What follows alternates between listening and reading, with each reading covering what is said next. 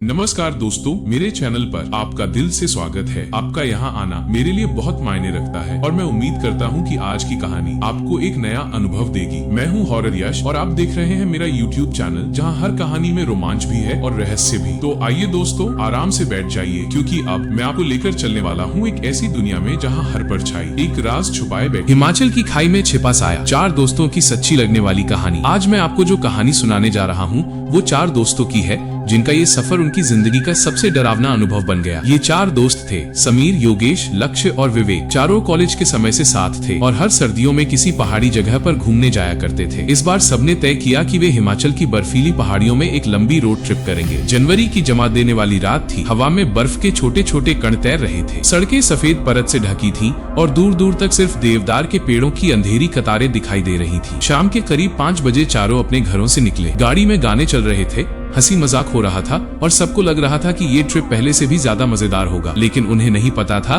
कि कुछ ही घंटों में यह सफर हंसी से भय में बदल जाएगा। रास्ते की पहली बेचैनी। रात के करीब 10 बजे वे लोग कुल्लू से ऊपर की एक लंबी सुनसान और घने पेड़ों वाली सड़क पर पहुंच चुके थे। सड़क पर अजीब खामोशी थी, न कोई गाड़ी न कोई इंसान, बस बर्फ में फंसी हवा की सीटी जैसी आवाज। योगेश जल्दी जल्दी बाहर देखता रहा। उसने धीरे से कहा, यार यहाँ कुछ ज्यादा ही चुप्पी है, ऐसा लग रहा है जैसे हम किसी और ही दुनिया में आ गए हों। समीर हंसते हुए बोला, तू भी ना हर चीज में डर ढूंढ लेता है। पहाड़ है, रात है, ऐसा माहौल तो होगा ही। पर विवेक खिड़की के शीशे से बाहर घूर रहा था। उसके चेहरे पर एक अजीब डर था, जैसे उसकी रूह कांप रही हो। उसने डरी हुई आवाज में कहा, मुझे लग रहा था कोई हमारे पीछे चल रहा है। एक परछाई, कुछ अजीब। मैंने देखा था। तीनों ने मजाक माना, लेकिन विवेक की आंखों में झूठ नहीं था। टूटा हुआ पुल और पहली झलक। करीब आधे घंटे बाद कार एक पुराने लकड़ी के पुल पर आ पहुंची। पुल कमजोर था और नीचे गहरी खाई थी, जिसमें से ठंडी हवा अजीब आवाजें निकाल रही थी। लक्ष्य ने खाई में झांकते हुए कहा, यार मुझे तो इस पुल पर भरोसा नहीं है, लगता है जैसे ये कभी भी टूट सकता है। समीर ने गाड़ी धीरे की और सावधानी से आगे बढ़ने लगा। तभी अचानक हेडलाइट्स के सामने सफेद कपड़ों में एक महिला खड़ी दिखाई दी। उसका चेहरा नीचे झुका हुआ था, बाल लंबे और बिखरे हुए थे। वो बिल्कुल स्थिर खड़ी थी,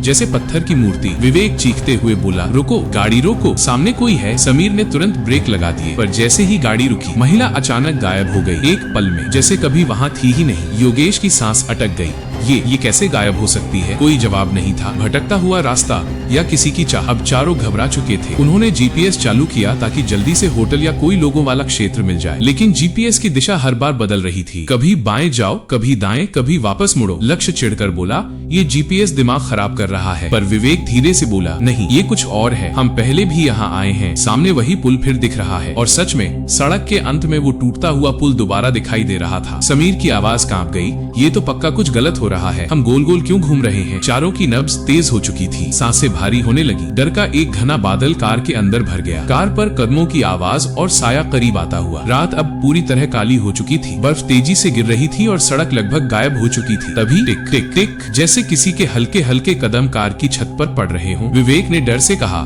दोस्तों, ये आवाज सुन रहे हो? कोई कार के ऊपर है। अचानक पीछे की खिड़की पर एक जोरदार आवाज हुई, ठालक। योगेश डर के मारे चिल्ला पड़ा। उसने कांपते हुए पीछे देखा और उसकी आंखें डर से फैल गईं। पीछे की विंडो पर उसी महिला का चेहरा चिपक गया था। उसकी आंखें पूरी तरह काली थीं, चेहरे पर कोई भाव नहीं और उसका मुंह धीरे धीरे कुछ बोलने जैसा हिल रहा था, पर आवाज नहीं आ रही थी। योगेश फटते हुए बोला, गाड़ी भगा, अभी, जल्दी। समीर ने बिना एक सेकंड गंवाए कार तेज कर दी। कार बर्फ में फिसलते हुए जोर से पहाड़ियों के बीच भागी। पुरानी सराय और छिपी हुई कहानी। करीब 10 मिनट बाद दूर कहीं मध्यम रोशनी दिखी। एक पुरानी लकड़ी की बनी सराय थी। समीर ने तेजी से गाड़ी रोकी और चारों अंदर भागे। अंदर एक बुजुर्ग आदमी गर्म चूल्हे के पास बैठा था। उसने चारों के चेहरे देखे और तुरंत समझ गया कि कुछ गड़बड़ है। वो बोला, रात के इस समय इस रास्ते पे आना ठीक नहीं होता बेटा। क्या हुआ है? चारों ने कांपती आवाज में सब कुछ बताया। पुल पर महिला, जीपीएस का भटकना, कार पर कदमों की आवाज और काली आंखों वाली वो परछाई। बुजुर्ग आदमी ने लंबी सांस ली और बोला, जिस महिला को तुमने देखा, उसकी मौत कई साल पहले इसी खाई के पास हुई थी। वो अपने परिवार के साथ पुल पार कर रही थी, लेकिन बर्फ के कारण पुल टूट गया और वो नीचे गिर गई। कहते हैं कि उसकी आत्मा आज भी रात में भटकती है, किसी को अपने साथ खाई की ओर ले जाने के लिए। लक्ष्य की रीढ़ में सर्द लहर दौड़ गई। समीर ने धीमी आवाज में पूछा, हम बच कैसे गए? बुजुर्ग बोला, शायद तुम लोग बहुत देर तक उसके जाल में नहीं फंसे। अक्सर लोग उसी पुरानी सड़क पर बार बार घूमते रहते हैं